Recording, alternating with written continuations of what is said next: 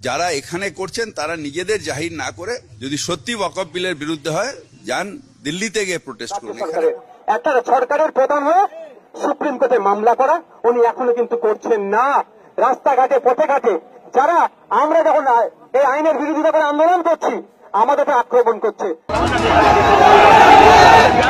আজকে আমাদের ভাঙড়ের উপর দিয়ে ভাঙড়ের ছেলেরা এখানে এসে পৌঁছায়নি, এইরকম হতে পারে সেই জন্য ভাঙড়ে আমরা একটা প্রোগ্রাম লাগিয়ে দিই। এখানে প্রোটেস্ট করে কি হবে? এখানে তো মুখ্যমন্ত্রী বলেছেন যে ধর্ম নিরপেক্ষতার স্বার্থে আমরা কোনো রকম এরকম কোনো করব না যেটাতে কোনো ধর্মের आघात है। सिद्दीकुल्ला चौधरी ने कुछ दिन पहले ही एक बड़ा समावेश का कोलकाता में आयोजन किया था। उसके बाद आज आईएसएफ नेता नौशाद सिद्दीकी ने भी कोलकाता में आयोजन किया। हालांकि उनके कुछ कार्यकर्ता भांगुर से कोलकाता तक पहुंच नहीं पाए, पुलिस ने उन्हें पहले ही रोक दिया।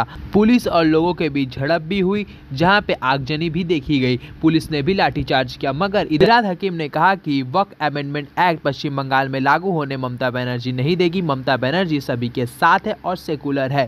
आपको बता दें कुछ दिन पहले सिद्दीकुल्ला चौधरी ने भी कोलकाता के रामलीला मैदान में महासमावेश का आयोजन किया था केंद्र सरकार के वक्फ अमेंडमेंट एक्ट के खिलाफ।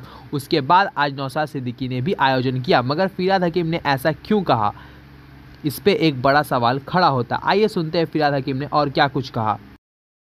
যারা এখানে করছেন তারা নিজেদের জাহির না করে যদি সত্যি ওয়াকফ বিলের বিরুদ্ধে হয় যান দিল্লিতে গিয়ে প্রোটেস্ট করুন। এখানে প্রোটেস্ট করে কি হবে? এখানে তো মুখ্যমন্ত্রী বলেছেন যে ধর্ম নিরপেক্ষতার স্বার্থে আমরা কোনো রকম এরকম কোনো করব না যেটাতে কোনো ধর্মের আঘাত হয়। পার্লামেন্টে যারা ওয়াকফ বিলের বিরুদ্ধে ভোট দিয়েছিল তাদের মধ্যে বেশিরভাগই হচ্ছে হিন্দু সম্প্রদায়ের মানুষ। সুতরাং এটা কোনো ধর্মের ব্যাপার নয়। ওয়াকফ বিল একটা কনস্টিটিউশনকে ভিত্তিটাকে নষ্ট করার বিল, যেটা নিয়ে সবাই ধর্মনিরপেক্ষ পুরো সোসাইটি লড়াই করছে। এটা ধর্মীয় লড়াই হোক, ধর্মীয় লড়াই হলে মেরুকরণের রাজনীতি হবে। বিজেপি ভয় দেখাবে, তৃণমূল বলবে বিজেপি চলে এসছে আমাদেরকে ভোট দেয়। এরা দুজনে মিলে এরা যে বাইনারি পলিটিক্স এটাকে এরা সীমাবদ্ধ রাখতে চাইছে। তাই আজকে এই লড়াই আপনাদেরকে মনে রাখতে হবে আর্থসামাজিক লড়াই। আর সাথে সাথে আপনারা বলি শুধু এই লড়াই এখানে ক্ষান্ত হবে না। আমাদের রাজ্যে 26,000 ছেলে মেয়ের চাকরি বাতিল হয়েছে, মনে আছে? মনে আছে?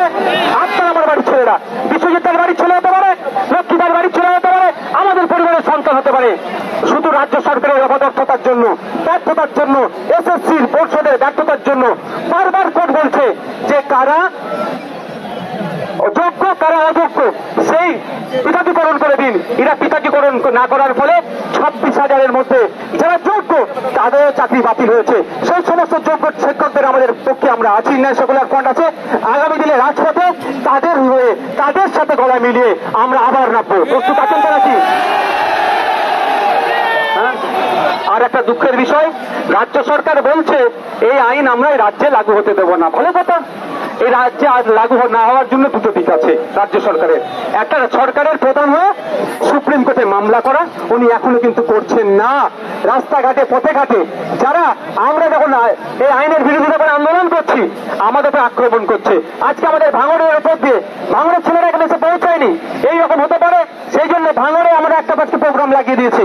ভাঙড়ের ছেলেরা ওখানে প্রোগ্রাম করছে, কিন্তু ওই বাসন্তী হাইওয়ের উপর দিয়ে যারা আসছিল তাদের উপরে পুলিশ আক্রমণ করেছে। তৃণমূল বলছে, মমতা ব্যানার্জি বলছে, রাজ্য সরকার বলছে আমরা এই আইনকে লাগু হতে দেবো না। আর আমরা কি বলছি ভাই, এই আইনকে লাগু হতে দেবো না। তো তাহলে আমাদের দুজনের সুর কি আলাদা? দুজনের সুর তো এক। তাহলে আমাদের উপরে আক্রমণ হলো কেন? আমাদের আজকে হলে কেন? এই বললাম না, যখনই রাজ্য সরকার চাপে পড়ে দিল্লিগামীর ফ্লাইট ধরে কোন দাদা দিদির সাথে কি সেটিং হয়ে যায় বোঝা মুশকিল। সব আমার বোন, আমাদের বাড়ির মেয়ে, আমাদের বাড়ির কন্যা তিলোত্তমার কোন আমরা ভুলে যাচ্ছি? সেই সময় যারা দায়িত্ব ছিল তদন্তের সিবিআই, অমিত শাহজির দপ্তর সব গোল মিলিয়ে গেল। তো দাদা দিদি একে অপরের পরিপূরক, সেসবের সজাগ থাকতে হবে। আমাদের সজাগ থাকতে হবে। আমাদের আজকের আন্দোলন নয় এটা, আমাদের আন্দোলন প্রয়োজনে 6 মাস 1 বছর চালিয়ে যেতে হবে।